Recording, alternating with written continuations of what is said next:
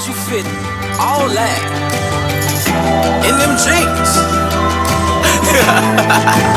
You know what to do with that big fat butt. Wiggle, wiggle, wiggle. Wiggle, wiggle, wiggle. Wiggle, wiggle, wiggle. Just a little bit of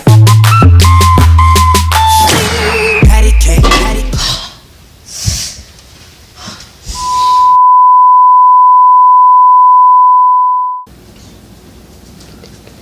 Hey, Victor, what happened? Are you okay? Oh my god, oh my god, oh my god, we have to take you to the hospital. Let's go, let's go, let's go, come on.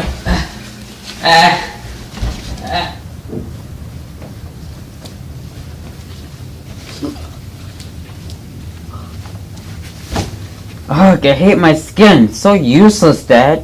Hey, what is this? I don't want to hear that term from you again. Look at my skin. I remember when I was very young, I used to have Bonvita and made my skin very strong. I mean, look at this beautiful skin. It is very big and tender. Don't you want to be like me when you're elder? Yo, tell me the skin is useful, Dad. Yes! I am done with this younger generation. These people are so stupid these days. And I don't know. But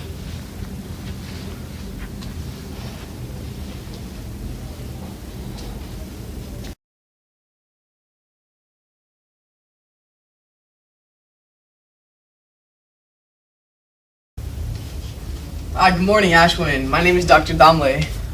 Well, it seems to be a problem today. I spilled Maggi noodles all over myself. It feels like I'm burning. Is that so? Yeah, I actually overheard your conversation with your dad a couple minutes ago, and I have to disagree with you. I think the skin's pretty useful. What do you mean, dude? The skin is so useless. I can't think of any way of how it's useful. Well, for starters, protection. I mean, the skin keeps all your insides in. Without your skin, you'd just be a blob of muscles and skeleton, and your guts will all be falling out. I mean, you want your stomach outside your body? I mean, I don't know. I don't know about you, but I don't. I guess not. And for temperature, when you move and your muscles are actually working, you release a lot of heat, and the heat comes through your skin.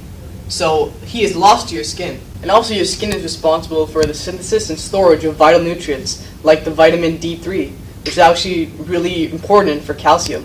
And also lipids, which are actually fats. And you obviously don't have any fats, you're a really thin person. Dude, I have no idea what you're saying. And for sensory reception, when someone touches you like this, it My hurts, doesn't skin it? burns. Yeah, that's pain reception. And last but not least, excretion and secretion. If you're a woman who just had her baby, your breast will be producing breast milk, and that's an example of secretion. But since you're a guy, you sweat, and that's an example of excretion. So come with me now. These patients nowadays, so lazy.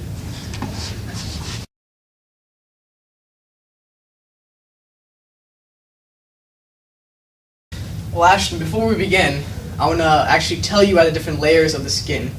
Because unlike popular belief, there are actually multiple layers to the skin that are actually very small and very thin that make up what we believe is our actual skin.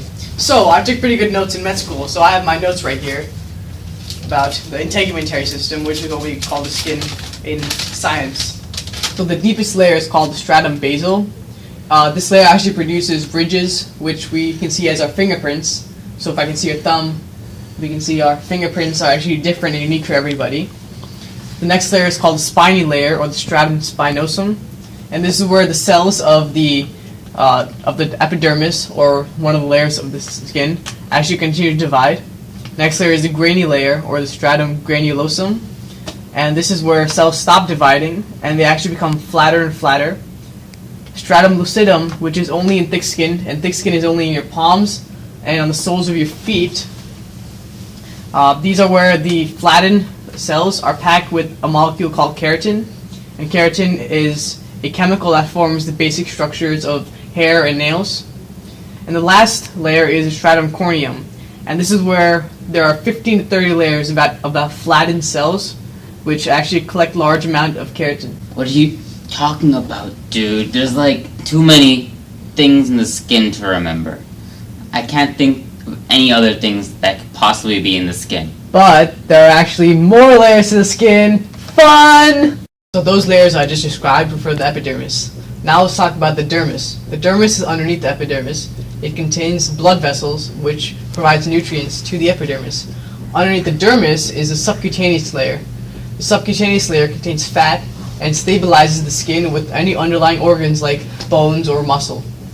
So with me I have my HAP textbook from medical school, and we're going to take a look at some accessory structures of the integument. First up is hair. Obviously you have a lot of hair, you're a very hairy person. I don't know what's going on underneath here, but you have a lot of hair.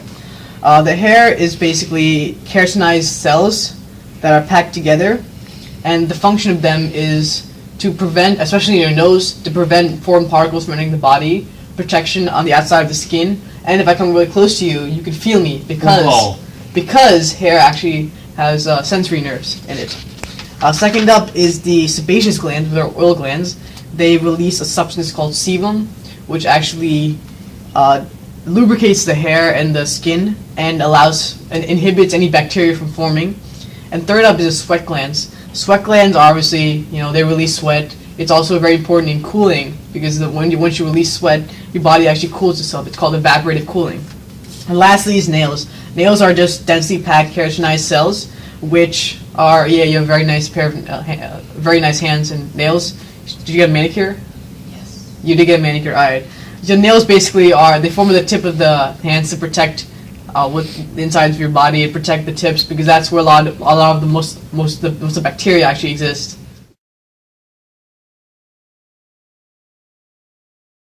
So let's talk about your skin color now. What's wrong with my skin? I love my tan. I'm a chick magnet, dude. No, there is absolutely nothing wrong with your skin. You have very nice brown skin. I'm sure all the chicks love your skin. But there are in fact many different pigments that actually go into making your brown skin. There's keratin, which is like an orange-yellow pigment that accumulates in the epidermal cells, which is the topmost layer. And there's melanin. Melanin is a brown, yellow-brown, or black pigment produced by melanocytes. And melanocytes are in the earlier layers. It's in the stratum, in the basal layer, actually.